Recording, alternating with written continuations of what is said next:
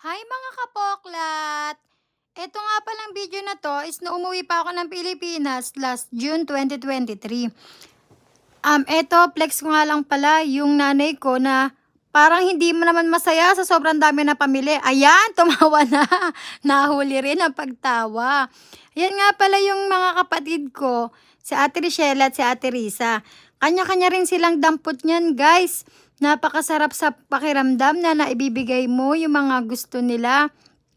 Kasi dati hindi ko pa naibibigay sa kanila. Ngayon na kahit papaano nakaka-LL sa pamumuhay dahil nakakapagtrabaho, kumikita ng sapat kahit minsan may time na kinakapos pa din. Sana mas marami pang blessings ang dumating sa akin para mas ma-share ko pa sa mga kapatid ko, sa nanay ko, at sa mga pamangkin ko. Bali guys, yan nga pala, stock lang namin sa bahay.